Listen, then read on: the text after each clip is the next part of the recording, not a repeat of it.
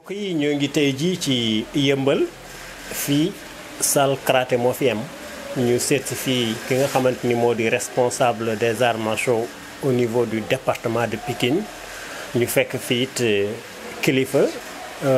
membre fédération sénégalaise karaté defe naa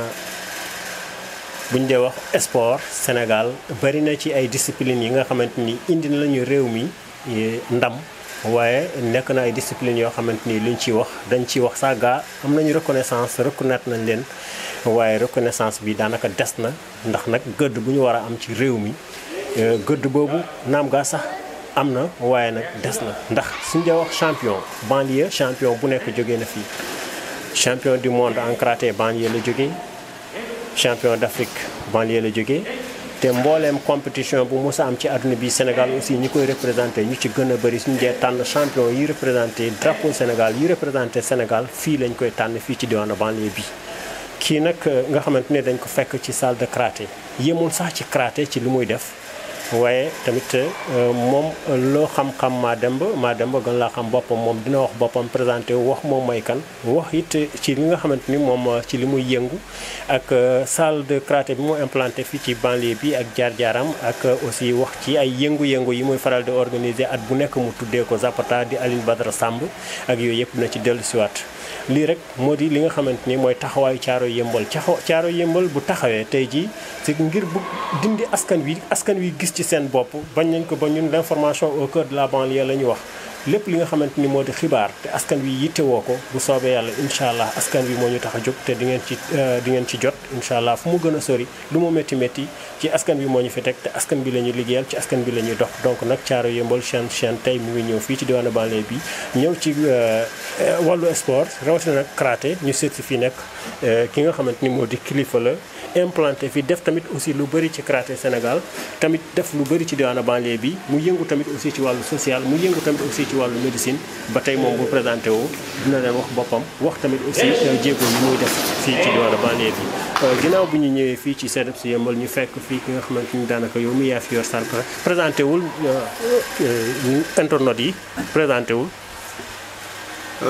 asalaamaaleykum maa ngi leen nuyu d'abord di leen sant di kontaan seen interview bi tey donc man maa ngi tudd Mouhamed Diop mais ñi mu gën a xam maman Ndiaye Diop maa ngi tudd Ndiaye Diop ceinture noire 6e dan membre de la fédération sénégalaise de karaté président à l'organisation nationale nekk responsable de la banlieue pour les arts martiaux. Pourquoi les arts martiaux? Parce que il y a des disciplines yoo xam ne bokkuñu ay fédération. Il y a le karaté, il y a le judo, le taekwondo, le kung fu, la boxe française, le kickboxing et le Viet-Vo Dao. Donc il y a le def ñu jiital ma ci kanam ci au niveau de la banlieue ma nekk responsable en tant que doyen en tant qu'ancien aussi ancien combattant ancien pratiquant dëkk ci Yëmbal Pikine après ñu am fi kër ci Yëmbal sama fi sama saat ci Yëmbal di dimbal te yàlla tax di joxe sama xam-xam li nga xam ne yàlla moo ko dénk ma yaakaar ne am naa ko di ko tàggat xale yi de récupérer ay xale yoo xam ne ils sont dans la rue ils sont pas des enfants de la rue parce que am na fu ñu jógee mais dañu bëgg a karaté amuñu moyen je le récupère pour defal leen ay champion defal leen ay hommes parce que pas seulement le karaté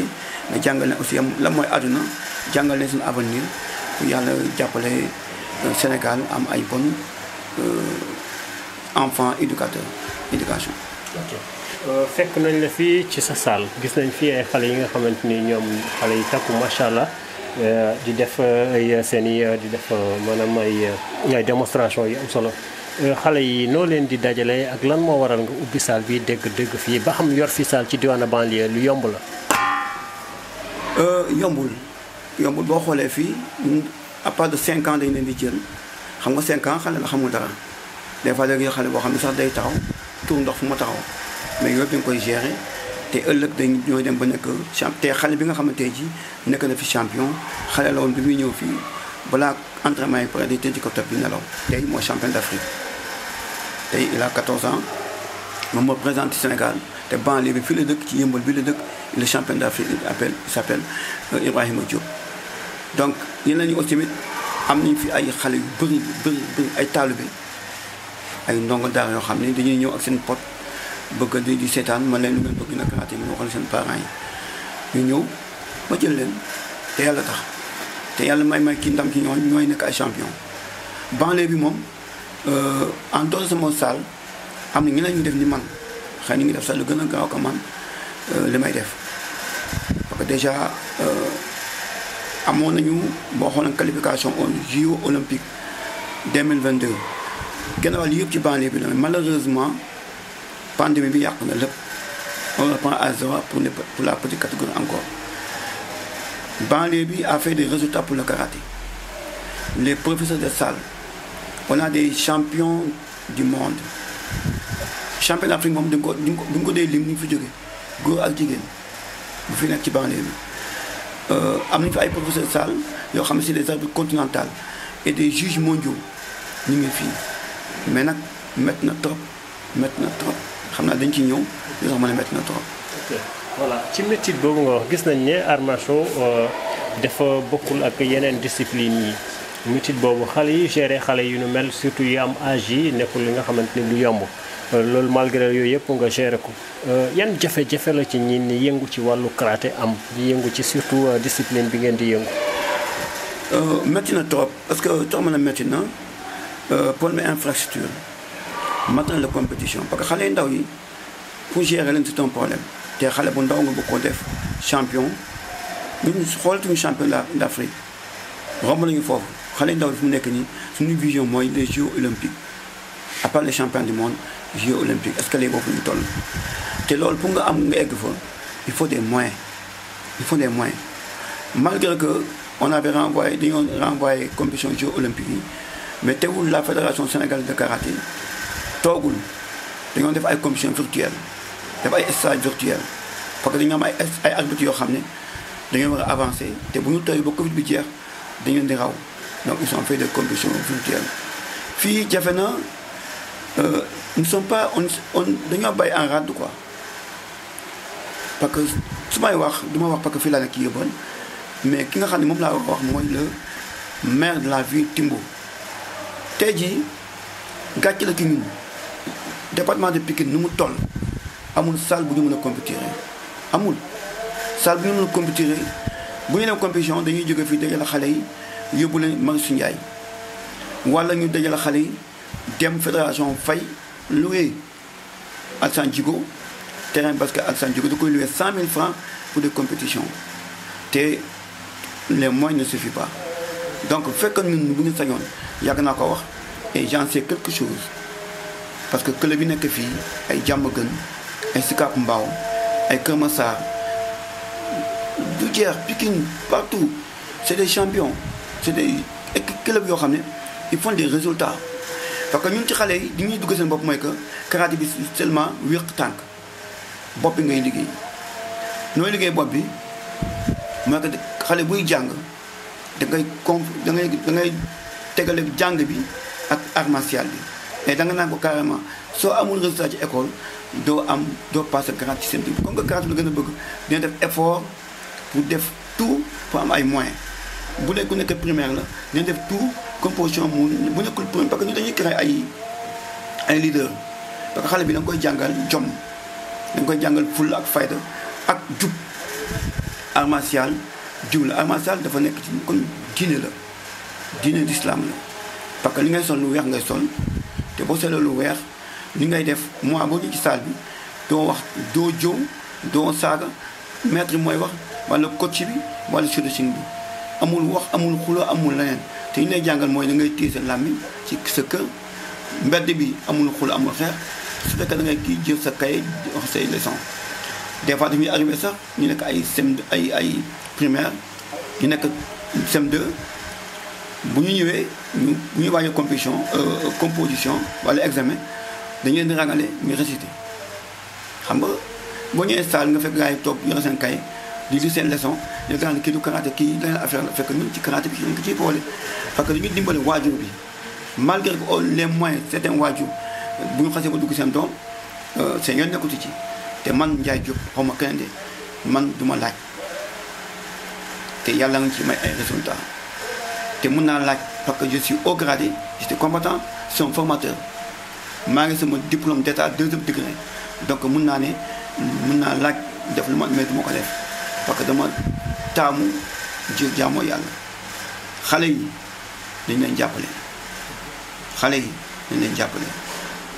dafa ruus comme ni mu ko waxee sànq département de Pikine compétition bu amee duñu am fu ñu jëm te yow luwee ay oto dindi lu ñuy jox xale yu ñuy lekk yóbbu leen ay Marius Ndiaye boo yóbbee benn xale toute la journée mu lekkul du yoon ba pare nag wax ba lekkul sax mais compétition bi lay dem ba ay 20h 21h balaa ngaa ñëw yëmbal bi parents yi dañu lay woo an sama doom fu mu nekk fu mu toll bu guddi boo léegi xale bi nekk champion mais boo ko ne day dem compétition mun a demul mun a ci dara parce que guddi gee tax mais bu ñu amoon fii yëmbal fu mu nekk ci yëmbal fii nga xam ni on va créer de compétition ñun man par exemple Ndiaye Diop je suis un expert Gambie fédération Gambie maa ko taxawal su may wax ci kii la dañ ko dégg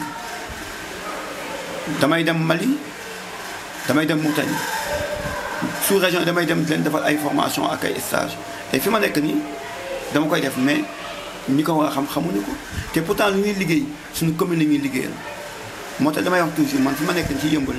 commune yëmbal Nord di daaw njaati maire bi moom laay liggéeyal malgré que du ñu gisante du ñuy waxtaan du ñu nekk mais moom laay liggéeyal parce que résultat bu mu am yëmbal bii la booy bi dëkk ci mairie bi nekk champion d'Afrique bu ñu ne fan la dëkk dañ naan yëmbal fan mooy yëmbal ñu ne commune yëmbal non kan mooy maire bi Daouda Ndiaye mais bu ñuy remercier moo ñuy remercier donc ñooñu war nañoo gëstu aussi tamit suñu liggéey. voilà gis nañ ne ci commune de Yeumbeul lañ nekk sa salle bi bari na ay gone comme ni ñu ko waxee sànq macha allah gone yi benn catégorie la wala yan catégorie yi fi nekk yan catégorie ngay faral di former. bon fii on a toutes les catégories ci xale ndaw yi on a toutes les catégories parce que en matière de karaté dafa am poussin 1 poussin 2 am pipi am benjamin minime cadet junior et senior donc catégorie actuellement ni bi ñuy préparer le JO amoon naa ay qualifié ay benjamin minime bi ñu ko renvoyé tamit maa ngi tàggat aussi ñu am juróom-ñetti at mooy 8 ans 9 ans 10 ans 11 ans 13 ans ci la yem te ñoom am nañu compétition le 13 bi di ñëw championnat d'Afrique virtuel compétition yi nekk virtuelle lañu ko def à cause de la pandémie amatul comité bi mooy xeex bi dóorante bi dañ ko arrêté contact moo pandémie moo tax ñu arrêté contact yi mais kata yi individuel la kenn du la sa morom donc moo tax actuellement parce que tëj nañu bi ñu tëjee mois de mars ñun ubbiwuñu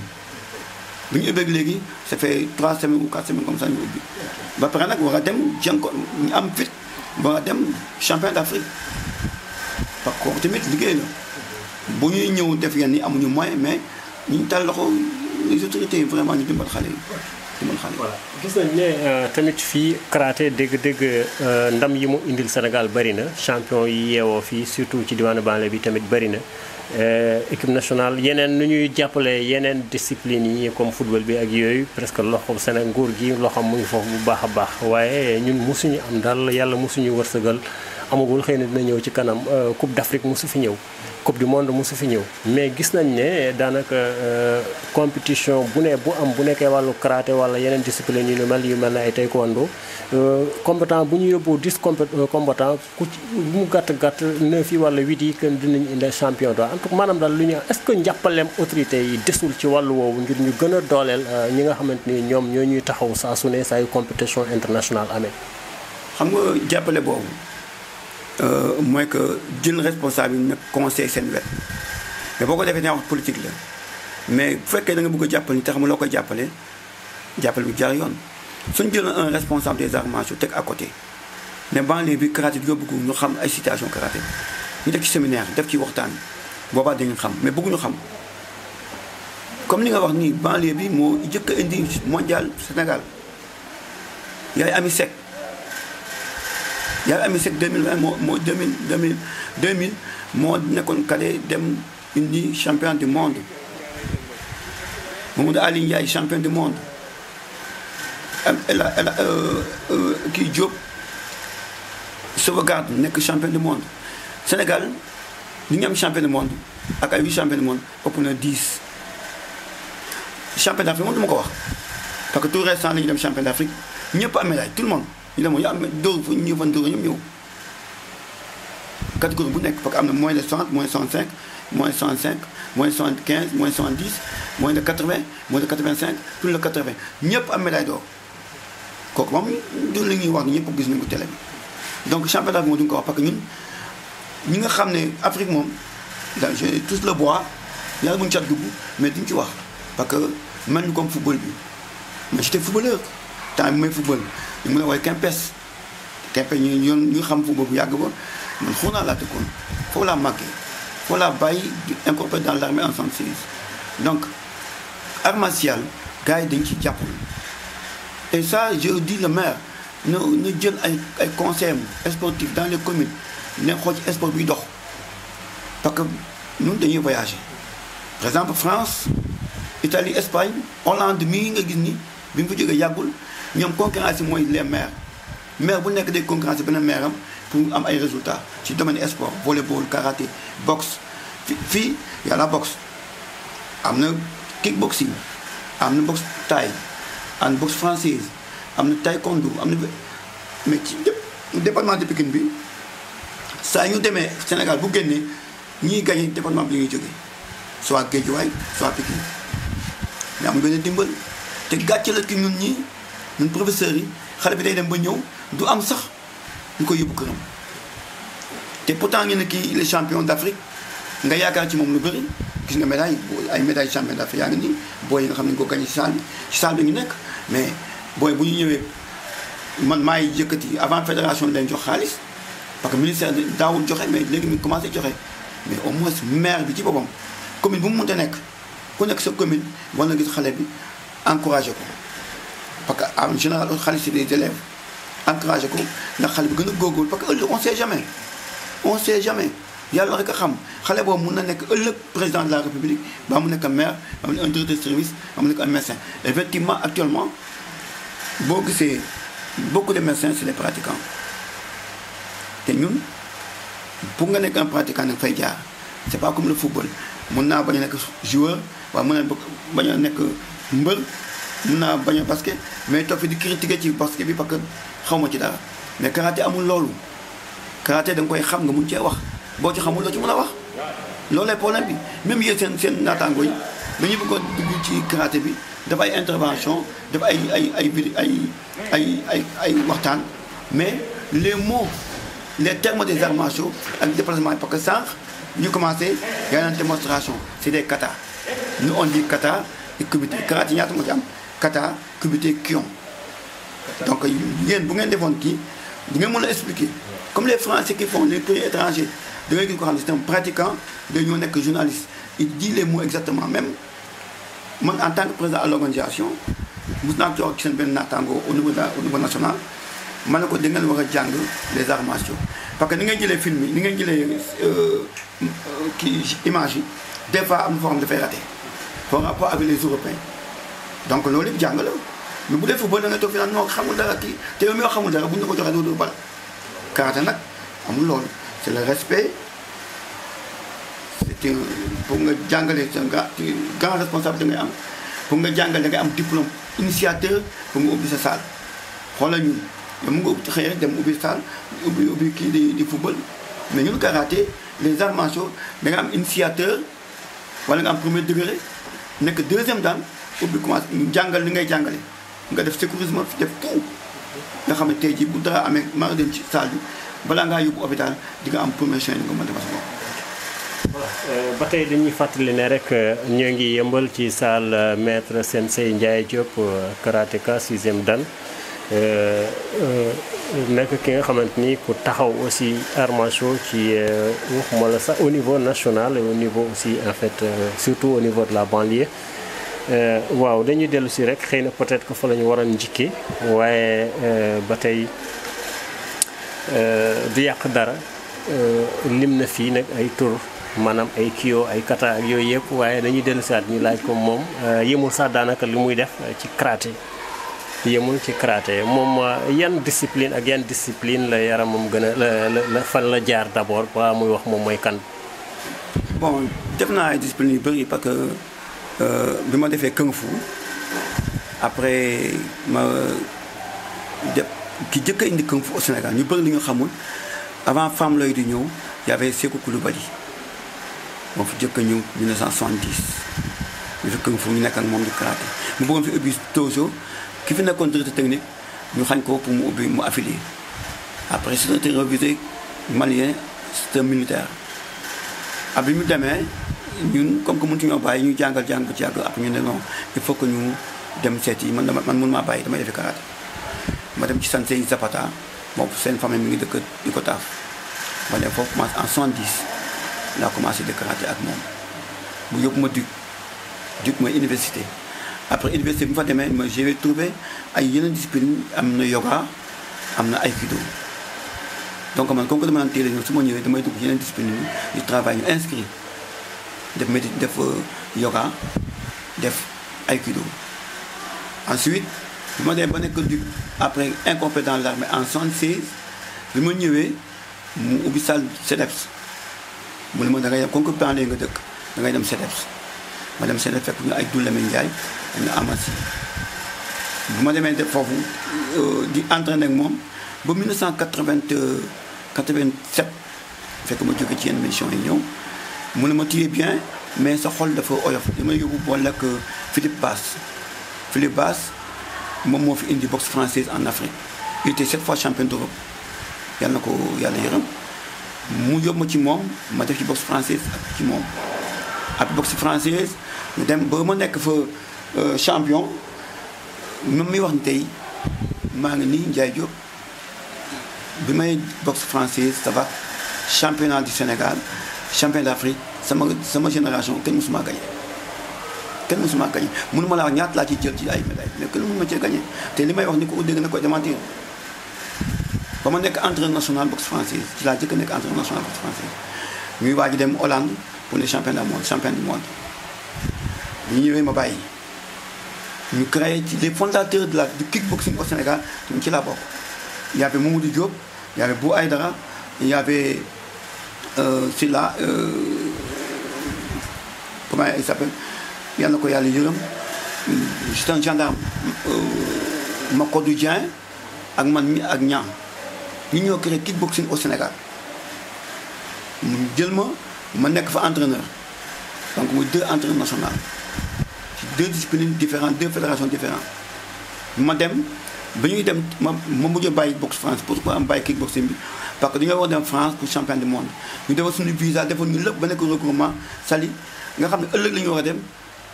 ñu ne dematuñu booy découragé booy di wax ma ne bu ngeen bàyyee maa ngi dañu bokk a bàyyi ci laa bàyyi parce que demuñu lu tax demuñu problème mu moyen la ministère li may wax nii c'est clair donc ma nekk fa entraîneur national ñu 2 entraîneurs national man kon demaat sama karaté mooy sama base donc kon ne ci karaté bi ba ñu namee ma entraîneur national kata bu gën a difficile ma dem Tunisie am fa médaille ma ñëw ma gis ci ay yoo xam ne jiite la di faxasalu mënu ma ci kii ma bàyyi ma nga toog sama saal mais teewul fédération maa ngi ci biir fédération bi tey jii président bu toog fédération ñu ñoo ko fal lu tax fi nañ ko fale ci bureau bi fii parce que ñun ñoo ëpp club c'est les clubs qui votent te man je rassemble les clubs de la banlieue je rassemble les clubs des régions contre qui que ce soit te yàlla dafa def ñu déggal ma ñu nekk am di jàmm lu ma wax ji defal ma ko donc Sarr fi lañ ko fale président El Mokhtar bi tey fii lañ ko fale donc loolu sama jaar-jaar la bokk la gën a kii parce que bëgguma di wax sama bopp di trop ñu waxal ma moo gën ma waxal sama bopp te nag maa forcé moo tax ma wax li sax mais voilà loolu am na solo mais boo waxul nit ñi xam nañu Sensei maître tamit nekk na nit koo xamante ni ku jege askan wi la nekk na tamit aussi nit ki nga xamante ni xëy na ku ko xamul bariwul njabootam aussi en fait xam nañ ko macha allah en fait ci de mais ñun suñu souci mooy tey ji Sénégal ñi champion yu mel na en fait maître Sensei champion dafa naa bariwul de tey jii ñi ngay lim ci Sénégal ñi nekk ay 6e dan fii Sénégal est-ce que am nañ ci 5 wala 6 wala 7. waaw 6e dan yi ñu ngi bëgg a bëri léegi parce que système bu njëkk ba doo passé grade bi gaaw parce que man mi wax ak yow ni tekk naa ceinture marron 10 ans te ceinture marron da nga war a takk 3 mois wala maximum 4 mois nga def ceinture noire première dan premier dan entre premier dan ak deuxième dan di nga def 3 ans ou 4 ans mais man j'ai fait 10 ans bu ñu waxee man yàkkamti moo damay wër xam-xam parce que ki nga xam ne mooy sama maître Sensei Zapata dafa am lu mu dugal sama bopp bëgguma ëllëg ma def ñu ne ma jàngoon ma la lii moo tax mu doon béy waar bi ba tey ji dans le monde entier amul japonais amul chinois amul asiatique pour jël sama africain yi ñi nga xam ne ñoo ko nàmpatal mu aw ma ku ma sama waxuma man de sama élève amul ku mu ragal taxaw ci kanamam def na muy def loolu je crois que loolu moo ëpp solo dem nañ fu nekk sigil Sénégal sigil Yëmbal te loolu moo suñu sag ñun parce que defuñu ko pour gis leen ma defuñu ko pour leneen. dañoo seetlu tamit ci sa discours à chaque fois le nom Zapata dafay faral di ñëw kan moo nekkoon Zapata dem na sax ba nga xamante ni ngay organiser annuellement ay cérémonies yi nga duppee ko Zapata kan moo nekkoon Zapata dëgg-dëgg ak lan moo waral manifestation yooyu. Zapata nag yow wax naa la mun ma wax ci moom lu bëri su ma waxee ci moom lu bëri sama xol day tooy Zapata c'est mon maître c'est mon père c'est mon tout. Parce que Zapata, il m'a inscrit dans son calendrier, son agenda pour le karaté, le 13 mars 1970. Que j'ai commencé avec lui, j'ai commencé avec moi, il y a le 2007. Et moi, je suis allé dans famille. Zapata, c'est social. C'est un médecin. Zapata, Zapata, il a formé pas mal des élèves parce que nous avons université. Il faut l'entraîner. Zapata dafa la jàngal nit pour ëllëg mais pas pour tey dimbal ay nit Zapata bu la dem hôpital fan la nekkoon laboratoire la buy dem bu gisee ci car bi ku feebar da koy yóbbu ci bureau entre bu dañ lay entre gratuitement mu jël alalam def ci alalam bokkul ak kenn Zapata dafa dimbal ay nit tey jii am na borom kër yoo xam tey bu ñu tekkee ci art martial ba nekk ay borom kër ba am ay njaboot ba liggéey gannaaw yàlla ak gannaaw Zapata la mais malheureusement ñi koy xam lu mu demee man nag kenn naa ko xam ba pare mu nekk nitu baatin taalibe Cheikh am wird am baat Zapata du tëdd mukk te deful 1000 ci moo def ci ay wird Zapata ñu ngi fi ay njabootam ñu ngi fi parce que pour man musul génn sama xel tudde naa ko doom Zapata feebar na fii ma tuddee ko benn tournoi tuddee ko drapeau Zapata bi mu ñëwee fii ñu def tournoi bi on a commencé à 15h 20h pare nañu bi mu paree turandoo mi ngi ko tuddee moo ko jël ci xale yi mu ne ma Ndiaye Diop maa ngi lay ñaanal li nga ma defal sama xol seet na yàlla na yokk yàlla nekk ay journée te bu ko fi mu nekk nii ak tey boo xoolee yéen saada yoo xam nga ci dara léegi ay 3 jours 4 jours lay def compétition bi te Yëmbal dong nañ ko jëloon def ñoo fi nekkoon mais léegi dafa dem ba nekk international boobu nag maa ci remercier parce que monsieur le maire Timbo mus na ma ci jàppale 2 fois ci journée de drapeau Zapata parce que budget bi c'était à 4 millions et quelques mais jàppal na ma ci loo xam ne xam na mosu laay tudd quand même c'est bon à le dire mais kooku ci man la mais nag pour le département war na ko gëstu Zapata nit la koo xam ne yàlla na ko yàlla yërëm yàlla na ko yàlla xare aljanna jàngal na fi nit tey ji ñu ngi tekki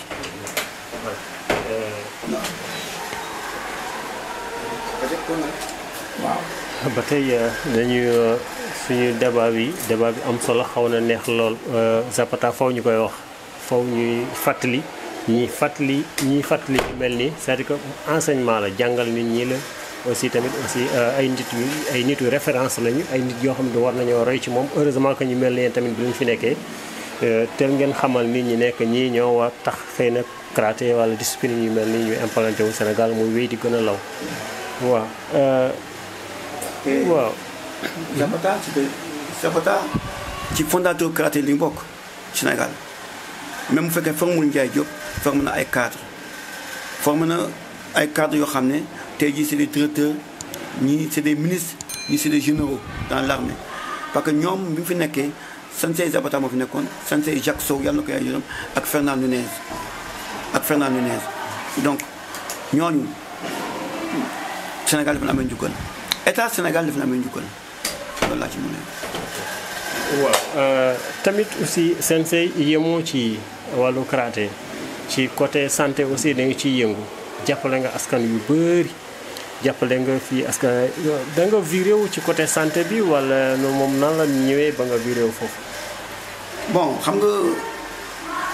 nee naa la doo mën a wax sama bopp parce que comme ni ko maam Abdou waxee nit ki bala ngaa bàyyi ñu waxal la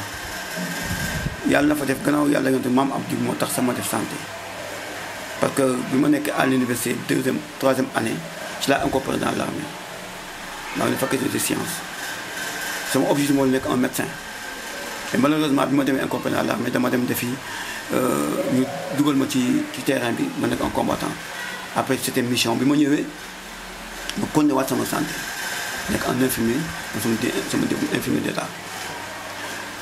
service nag fa bëri nag ak camouflage man maa ni koo xam ne kon moo xam ne bëgg ma di même ba tey am ñoo xam ne dañuy laaj est-ce que man karatéka la ma karatéka est-ce que man lii maa jàngal ci wala jàngal parce que du moo nekk kuy wanewu ñaanu ma ko yàlla tey jii maa ngi dimbal ay nit tey rek moo ci mujj koo xam ne dafa dem hôpital amul ay moyens bu mu amulee ay moyens ma defal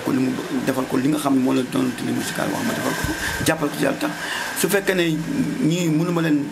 leen faj ma référé leen jël naa retraite bu yàgg mais teewul ku ñëw